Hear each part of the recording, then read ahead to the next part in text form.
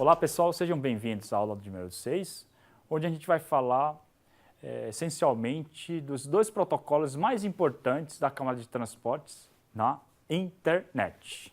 Tá? A gente conceituou, então, e definiu os componentes da camada de transporte, tá? Os serviços que ele deve prover para todo tipo de rede. Tá? Hoje, a gente vai falar essencialmente de dois protocolos importantes, tá? Os protocolos mais importantes da camada de transporte na internet. Tá? Então, a gente introduziu a camada de transporte, a gente falou dos princípios de multiplexação, tá? A multiplexação de vários para um, enquanto que a demultiplexação de vários de um para vários, né? Esse processo aí de entrega e recepção dos segmentos. Lembrando, segmentos é o pacote da camada de transporte, enquanto que mensagem é o nome dado ao pacote da camada de aplicação. Tá? Então, isso tudo a gente viu. E hoje a gente vai falar, então, dos dois principais protocolos, como eu falei. TCP é orientado à conexão. Se eu digo que é orientado à conexão, eu preciso primeiro saber se a pessoa do outro lado pode falar ou não. Se ela pode me atender, então continua com a conexão. UDP, sem conexão, envio uma carta, escrevo uma carta, uma correspondência e envio para a pessoa. Se ela pode receber ou não essa carta, eu não vou me preocupar com isso no momento do envio da correspondência. Mesma coisa ocorre com o UDP.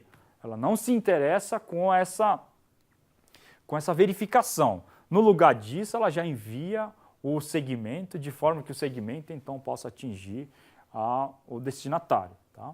A gente também viu, é importante ressaltar, os princípios da camada de transporte. Né? Então, os princípios aí de confiabilidade, quais são os níveis de confiabilidade que a gente pode prover, como a confiabilidade através dos reconhecimentos, assim como o nível de confiabilidade que a gente pode prover através dos temporizadores, né? Usando os temporizadores, que são os mecanismos para verificar se o pacote foi perdido na internet, tá? Na rede. Né? A internet seria, como falei para vocês, já a implementação de uma rede. Tá? Então, vamos começar aqui. UDP. Tá? UDP é definido no RFC, Request for Comments, né? 768, número 768. Todo RFC tem uma numeração. O Request for Comments é um documento aí formal definido por IETF, aí, né? que é a organização que gerencia a internet. Tá? E, essencialmente, o UDP é um protocolo bastante simples. Tá? Define, vamos dizer assim, essencialmente, nenhuma garantia para as camadas aí superiores. Tá? Lembrando também que o RFC, como já tinha dito para vocês, ele define não só o UDP, mas o TCP, HTTP, assim como os outros protocolos aí, existentes aí na internet. Tá? Bom, continuando aqui no UDP, protocolo sem conexão. Com conexão, eu faço a verificação. Crio uma conexão formal antes de enviar o pacote. Tá? Sem conexão, já envio o pacote propriamente dito, sem essa verificação, se o destinatário pode receber esse pacote ou não. Por isso, muitas das conexões UDPs são utilizados para fazer os ataques. Porque eu não faço uma conexão formal antes de enviar o pacote. No lugar disso, eu faço o quê? Já envio uma rajada de pacotes e acabo afogando o servidor destinatário. Tá? Muitos ataques na internet ocorrem, então, com esse protocolo chamado UDP, tá? Unreliable Data Transfer. Né? Então, a parte de sua função de multiplexação e demultiplexação e de alguma verificação de erro, ele tem um checksum aí opcional, ele nada adiciona o quê? Ele nada adiciona ao IP. O IP é a camada, tá? É o protocolo, né? Da camada de baixo. Tá? Então, nada adiciona a camada de baixo. E outra coisa, se o desenvolvedor das aplicações escolher o UDP, a aplicação estará falando quase diretamente com o IP. Então, ele pega um pacote e já joga diretamente para quê? Já diretamente para a camada de baixo, que é a camada aí do IP. Tá? E lembrando também, como eu já tinha dito, o UDP é não orientado à conexão, ou seja, ele não estabelece uma conexão formalizada antes de enviar, então, aí o pacote. Tá? Bom, é interessante também frisar que se você quer segurança com o UDP, se você quer prover segurança, tá? Usando o UDP, segurança de quê? Confiabilidade, por exemplo, tá? Para que o UDP possa me dizer se o pacote que foi enviado ele foi recebido com sucesso pelo destinatário. Então, se você quer esse nível de segurança, quer ampliar o serviço de segurança, ou você sai do UDP e usa o TCP, ou se você quiser manter usando o UDP, você tem que colocar essa confiabilidade na camada de aplicação. Então, você tem que colocar essa complexidade maior na camada de aplicação, de forma que ele possa usar o UDP e na camada de aplicação prover esse nível de confiabilidade. Bom, algumas das aplicações aqui, ó, que utilizam o UDP, vocês estão vendo aqui, né? Tá? UDP aqui, UDP aqui, UDP, UDP e UDP. Quais são essas aplicações? Vamos ver aqui, então. Recepção de multimídia, os pacotes, eles podem ser o quê? Alguns pacotes podem ser perdidos, né? Então, se você tem um vídeo, alguns frames podem ser perdidos. Tá? Mas ele pode continuar tratando, continuar enviando, né, esses pacotes, uma vez que o que ele vai fazer? Borrar um pouco ali a imagem, ou a voz vai ficar um pouco distorcida. Tá? Então, em aplicações multimídia, isso pode ocorrer. Assim como telefonia de internet, né, usando o Skype ou o próprio WhatsApp, né, ele permite o quê? Permite que alguns pacotes possam ser descartados no intuito de quê? No intuito de manter essa conexão sem que a câmera ou a voz seja íntegro na sua totalidade. Por outro lado, uma web não pode ser, eu não posso perder pacotes, não posso ter o luxo de perder pacotes. Imagina você está acessando o seu internet banking. E se eu permitir que você perca alguns pacotes, o seu saldo vai diferenciar. Tá? Isso não pode ocorrer com uma aplicação de web. Pode ocorrer com uma aplicação de telefonia por IP, de multimídia, mas não de quê? Mas não de uma transferência de arquivo, um servidor arquivo remoto e assim por diante. Isso não pode ocorrer. Né? Assim como gerenciamento de rede, né? O DNS, o próprio DNS, ele pode receber pacotes via UDP, uma vez que via UDP, como ele é mais simples, estou dizendo aqui, né? Como ele é bem mais simples, tá? Bem simples, o UDP tem a vantagem de ser mais rápido. Tá? E o DNS, ele requer o quê? Ele requer pacotes pequenos e rápidos. Sendo assim, portanto, eu posso usar o UDP para fazer esse tipo de comunicação. Tá? E existem outros aqui, na tradução do nome, DNS está aqui, né? Ele pode utilizar, então, o UDP para fazer isso. E se o pacote não for recebido? Reenvia de novo. Tá? Então, o UDP pode ser utilizado para esses cenários. Né? Como é que seria a estrutura de um pacote UDP? Então, aqui eu tenho tipicamente uma estrutura de um pacote UDP. Eu tenho 16 bits, tá? 32 total, 16 aqui para o número da porta de origem e 16 para o número da porta de destino. Lembrando que essa aqui é o quê? Isso aqui é opcional. Tá? Opcional. Não preciso enviar o número da porta de origem, uma vez que não necessariamente eu quero uma resposta de volta para o remetente. Tá? O outro que é opcional é a própria soma aqui de verificação. Né? O checksum também é opcional, ou seja, não precisa enviar necessariamente a soma de verificação. Com isso, o tempo de envio do pacote certamente vai o quê? Certamente vai baixar. Então, essa seria o quê? Essa seria a vantagem de utilizar o DP no lugar do TCP. TCP eu tenho o luxo do quê? Eu tenho o luxo da confiabilidade. O DP sem confiabilidade, entretanto, eu posso prover o quê? Eu posso prover um desempenho melhor para a transmissão de pacotes. Então, para VoIP, né, DNS e gaming, Muitas vezes eu utilizo o quê? Eu utilizo os protocolos da camada, o UDP como protocolo da camada aí de transporte. Tá? Agora vamos verificar um pouco como é que é essa soma de verificação, rapidamente. Tá? Então, soma de verificação, assim, se eu tenho três aqui, conjunto de bits para serem enviados, aqui eu tenho 16 bits cada uma, o que eu faço? Eu somo essas três e tiro. Pego a soma e faço o complemento da soma. Tá? E esse complemento da soma é o que vai para o destinatário juntamente com esses três pacotes. Então, com esses três conjuntos de bits aqui. Então, vai esses dados aqui, mais um overhead aí, que seria o quê? Que seria o próprio checksum. Nota que o checksum, como vocês estão vendo aqui, é um overhead que você causa para verificar se o pacote chegou integralmente no destinatário. Tá?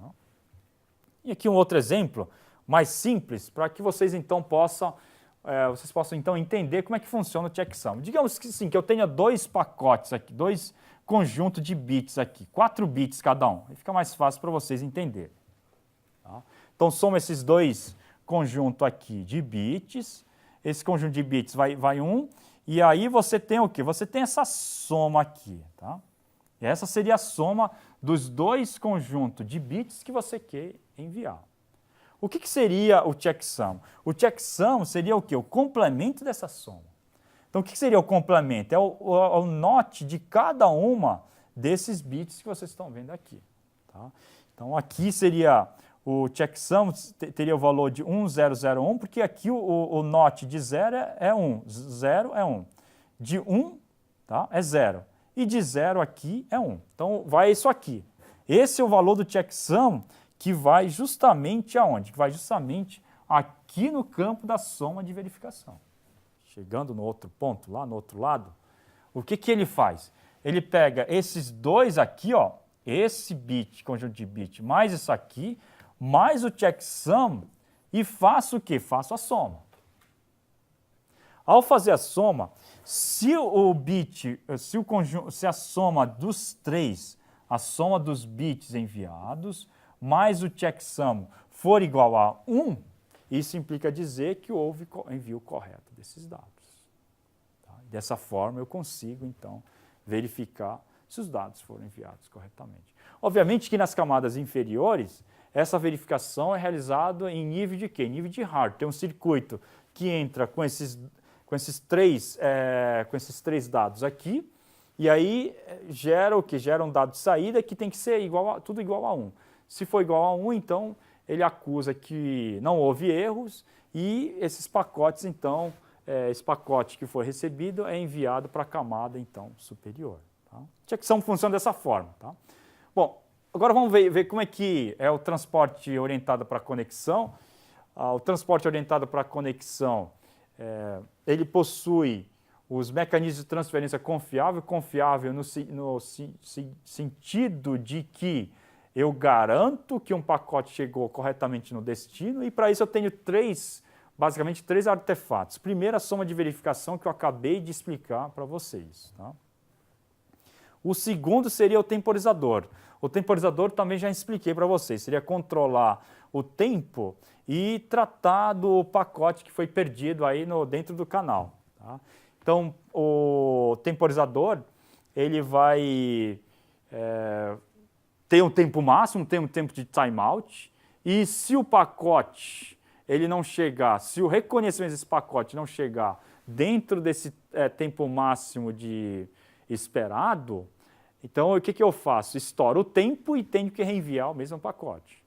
A ilustração que eu falei para vocês de um professor. Se eu chego atrasado em torno de 40, 1 hora ou até 30 minutos, os alunos vão embora da sala, porque tem um timeout em torno de 30 minutos. Tá? Então, essa é uma ilustração, tá? Uma ilustração que eu posso dar sobre o temporizador na internet. Tá? E o terceiro aqui seria o quê? O terceiro seria o número de sequência. Para cada pacote que é enviado, existe o quê? Existe um número. esse número vai indicar o quê? Vai identificar cada um dos pacotes que foi enviado de forma o quê? De forma a receber um ACK individualmente. Então, esse reconhecimento, recebi o pacote X. Que X é esse? O número de sequência. Então, existe o número de sequência para dar nome a cada um dos pacotes que foram enviados e reconhecidos. Para eu reconhecer, eu tenho que reconhecer que o pacote número 1, pacote número 2, pacote número 3 foi recebido com sucesso no destinatário. Então, preciso numerar esses pacotes de forma a reconhecer individualmente cada um desses pacotes. 3 mecanismos. 3 mecanismos de quê? De transferência confiável. Confiável indica dizer que o pacote foi recebido com sucesso, garantir que o pacote foi recebido com sucesso no destinatário. Primeiro, soma de verificação. Segundo, temporizador. Terceiro, número de sequência. Tá? Bom, então, serviço da camada de transporte, reconhecimento, aviso remetente que um pacote chegou, como eu falei para vocês. Existe o reconhecimento positivo e reconhecimento negativo. Reconhecimento positivo, recebi. Reconhecimento negativo, não recebi. A mesma coisa a correspondência do AR.